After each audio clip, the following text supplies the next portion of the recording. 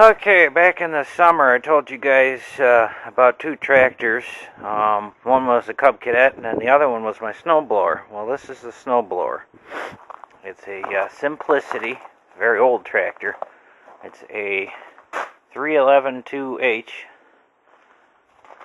Got chains, a snowblower with the regular tires on the front. It actually skis pretty good sometimes.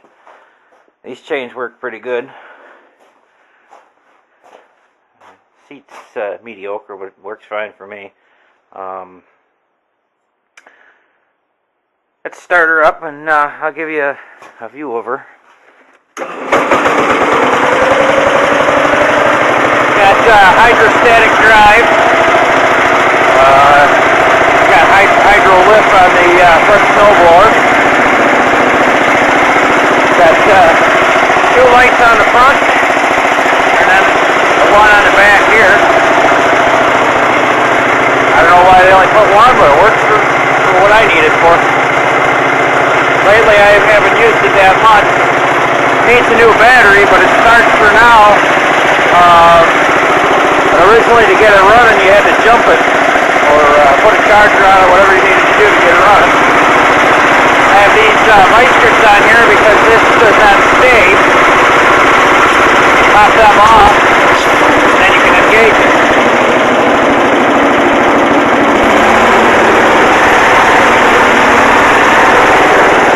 Now this is the quality old style, and this thing is all steel.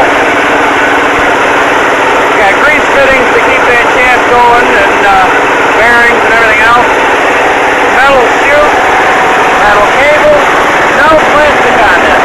This thing has to be made in the 60s and 70s. Chute works perfect. I never bother with the angle off there on the top. Another problem I get is when it's heavy like this, it doesn't want to swing it as well. Because this one isn't one of them with the extra auger back in here that spins around. So whatever is swung by that either comes out or clocks in the chute.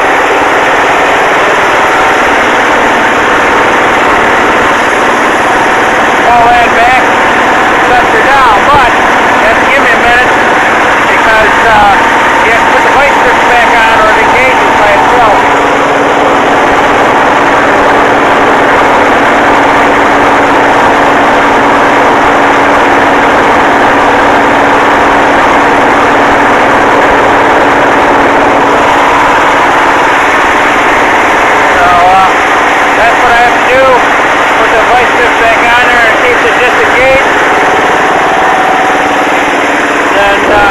Sets it off, and then all you got to do is turn your lights off, and then we park it. And usually we park it right over here. You can't really see it. And that's our backup. We use this thing whenever the plow truck's down, which right now the plow truck is down.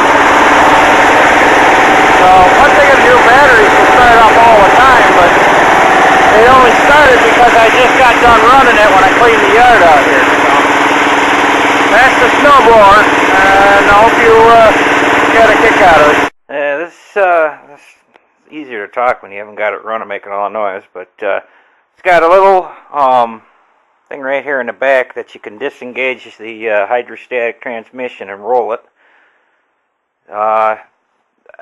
And there's not too much else to tell you about it. Basically, there's two latches, lift the seat, and you can fill it with oil. You got the engine oil, and then you got on the other side, it uses transmission oil for the hydraulics. And then you got the snowblower, when we got this thing, was not connected, and it's actually kind of bent. I don't know what happened to it, but we managed to get it hooked up. It works. It doesn't always start, like I said, but that's because the battery needs to be replaced. I think that's because we didn't run it enough or didn't keep it. Should get one of them float chargers or something like that, and then that battery wouldn't have been junked already, because it's only a couple-year-old battery. But, you know, there's a snowblower, and then over here is the Cub Cadet, which, again, another battery that's junk. Now the Cub Cadet, I can plug it in and actually get it to fire over. So give me a few minutes, and then, well, for you it'll be seconds, and then we'll fire her up and let you hear this one run. Because I told Pug One or One Pug Life and a couple other people that we'd get this puppy fired up. So give me just a few seconds, and we'll fire over. All right, so here we go. Let's see if we can get her to fire up. There's choke.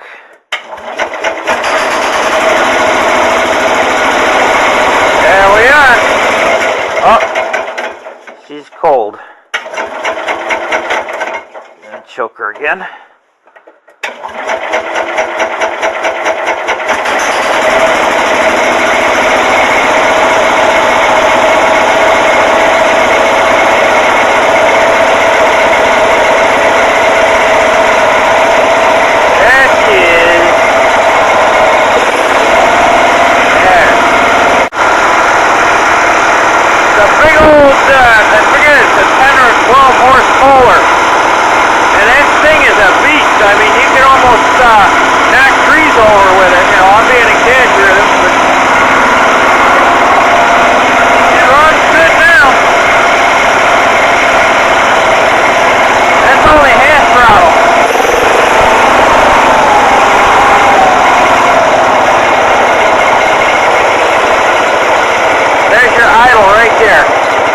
Smooth little idle on her.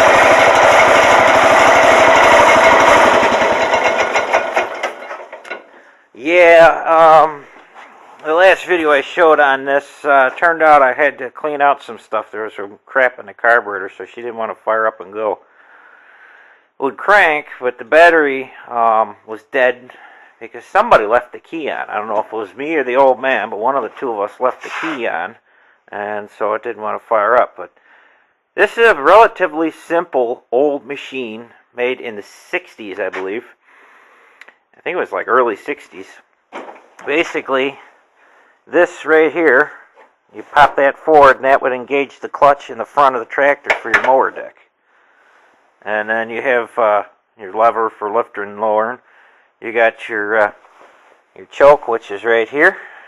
You got your throttle and your key, and then it's a clutch over on the other side here, which is the clutch. I don't know if it's coming up on the camera here, but there's a clutch over there. And then you got 3 speeds, which reverses all the way over to the side here. And then you got first coming to the back, second over the side, and third to the back. It actually shows it right here, but I don't know if you'll be able to see it. Yeah, there we go. Nice. So this beast we've had, geez, I would say close to 30 years. No, maybe not that long. Yeah, no, actually, because I think we got this when we moved to this residence. So yeah, probably about 30 years. And the only thing you'll notice is front wheels are a little wampus there. They kind of wore a little bit, but there's a little more on that. At one point, the rim got screwed up on the one because it was screwed with when it was a flat tire. But this tractor almost was killed at one point. Took a lot of time to get it squared away again, because you had to go over everything. It needed a new carburetor, needed new pulley, and I think even the generator at one point got rebuilt. Yeah, because it used to be the same color as the rest of it. That's a brand new pulley and keyway and everything on that, and I think it might even be a new belt. And basically, it's been changed over to where it doesn't even have the original battery anymore. This, believe it or not, see how it says truck, SUV, truck, and van? That battery, we actually had 2 of these in the backhoe. And that was what we used to start it. And, you know, it was kind of a pain in the butt to keep trying to buy specifically for lawnmower batteries. So lately, you know, we just put carb batteries in there, or truck batteries, whatever we have handy. If this battery dies, you just grab another one and throw it in there. This is one of them that's got the side and top terminals. And now that it's charged and the key's off, it pops right over nice. You know, it's just, when it's cold, you got to play with the choke a little bit. But I had problems with the governor and the carburetor, and I rebuilt a bunch of it and had some of it looked at because I wasn't totally sure about a few things, and I had a guy that, gave me a little few pointers there on what I didn't know, and she runs great now. Unfortunately, this past summer, it didn't get used as much as it should have, so I'm thinking this coming summer, I'm going to romp around on it and mow with it and whatever I can do. We got a ball on the back of it. We tow trailers. We have a couple trailers that we use. If you look right back down there, it's an 1 7/8" ball that we use. But there you guys go. There's a couple of you that wanted to see this, and I told some of you that I would show it. They also had a model where you had headlights on the front, but this one was kind of the plain Jane. But this thing's like a tank. So, hope you guys enjoyed it.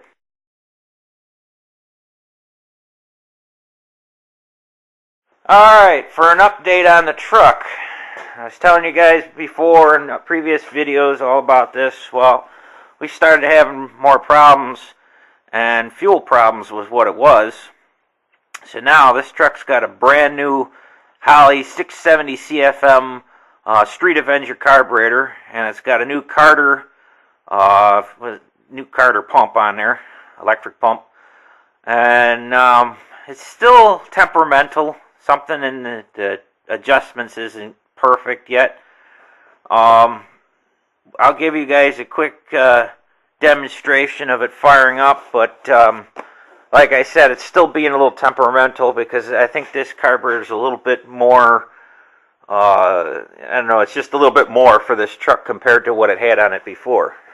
So, I don't know, another thing I don't think I ever showed you guys, and I think it's more of a rare feature, is this got the captain's chairs with both armrests that come down. And I haven't seen as many pickup trucks with these kind of seats. Commonly you find them in vans, but not as often in the pickup trucks. So, but yeah, she's a temperamental old bugger. Let's see what she does. Oh, let's see, she gonna keep going? There we go. Keep going. Good. Come on. Had to let the choke kick in. That's what it needed. There it is. She's going now. She's still temperamental though. Part of the reason it's temperamental is because the timing and the amount of gas that this new carburetor uses. If you don't advance the timing a little more than what it was before, it doesn't want to idle. It's like it's too much gas or too much something. It just doesn't like it. But she's running now. There's different things that need to be adjusted on it. Once it gets warm, it idles perfect, but it's still temperamental until you get it warmed up.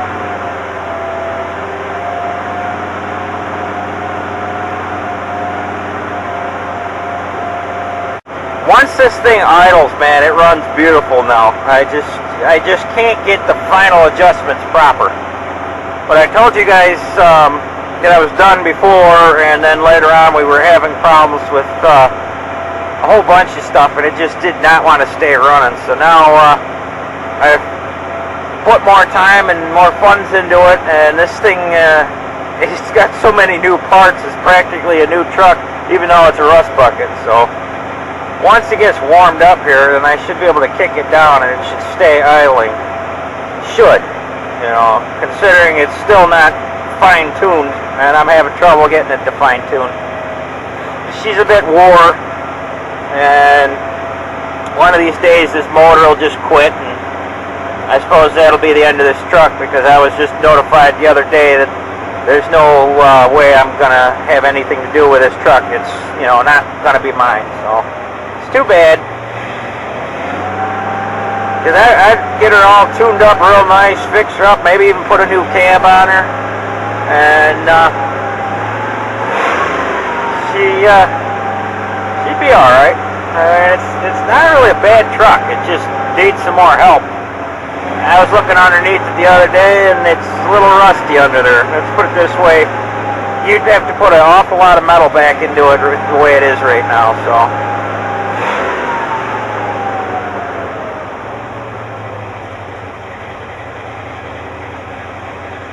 she's idling. She's idling a little fast, but I don't think the choke's kicked off quite yet. The timing is advanced just a little bit, so with that being the case, she's just a little bit picky yet, a little crabby. But runs pretty good. I had it burn the other day, but the timing was advanced so much that when we went to start it, it was a little too much for the starter. So, but there you go. Figured I'd give you guys an update on the old truck.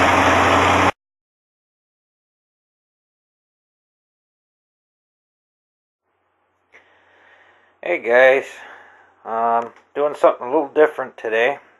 Here in my kitchen, and I don't know if he ever watches any of my videos, but Adam from Vlogging Life, he's Canadian, and they have a tradition or a treat that they eat, which is called Putin. They have gravy, which I have gravy right here. Just heated that up. And then I have mozzarella cheese. They don't always use mozzarella cheese, but that's what I have, so I figured I'd give this a try. Now, this isn't really a good thing to eat if you're health conscious, obviously, because gravy and fries, and cheese together, it's, like a artery clogger, but we're going to see how good it tastes. And so I'm going to first put in these fries into this bowl, and then I'll be right back. Alright, now I got the fries in the bowl. Now, according to what he said to me there, and the way I've seen it done, is then you put the cheese on top of these. We actually had these fries from last night. See if I can open this bag with one hand. Doesn't look like I'm going to be able to. Give me a second here. Alright. Now, supposedly you're supposed to put some cheese in here.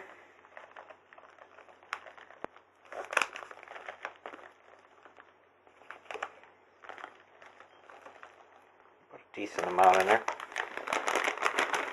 Yeah, I think that should be enough. Now, supposedly the very last thing you do is you put the gravy, which the gravy should be hot. I don't know if I got this hot enough. So I'm going to take another minute or two and heat up the gravy a little bit more so it's nice and hot. And then when you pour it over the cheese, it's supposed to melt it down. And basically it's supposed to become one dish. So I'll be right back after I heat up the gravy a little more. Okay, now I got my gravy nice and warm. All I got left to do here is spoon some of this onto here. And then we'll try it out and see what I think. Obviously, I don't think I'd want to eat this every day as much as the gravy and cheese and everything combined. Even fries, they usually say they're not the best for you to eat, but usually when I have a burger or something like that, I like to have some fries. So, it's not all that often that I eat burgers and fries, as much as I used to, but, still, everybody eats what they like. I know a few people that like to eat carrots all the time, and then I know a few people that have other tastes. But I'm going to try this, and I'll let you know what I think. Okay, I'm about halfway through this, and tastes pretty good. I used the chicken gravy, and that's what I used right here. I don't know if it matters whether you use chicken gravy or beef gravy, or if it's just your preference or whatever you have.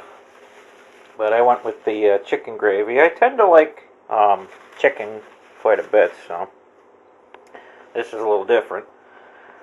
It's not a bad tasting dish. It tastes pretty good. I give it like an A or a B. Although I would give it an F for health-wise, because this is not something you'd want to eat every day, with the gravy, being as thick, and basically gravy's not something you need on a constant basis. And cheese is alright, but obviously cheese is good in moderation. And then you hear the constant barrage of things going on where they say you shouldn't be eating fries. So basically, yes, I'd give this an F for health-wise, but it's not too bad. Something you'd want to eat now and then, you know, if you like it. But obviously, you would not eat this every day. So I'm going to finish this up, and I hope you guys enjoyed a little something different for a change. Take it easy. Everybody eats what they like.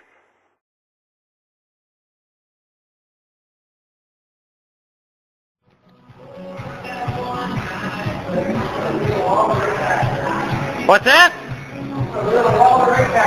Oh, yeah. I'm taking a video with my cell phone at Pitcher's shop because I left my other cam outside. We're winding down and I'm going to be leaving shortly. Moved some stuff around, got his shop the way he wanted. You might notice now, you'll probably see his video before you see this, but now the Mustang's there and the truck's there. So, but thanks for having me there, Pisser. Not a problem, all right, Bruce. Not a problem. Yeah, I'll tell you something else. This steering column was actually better than ours. Yeah, on ours the shifter linkage is so worn out that one of these days it's going to snap off.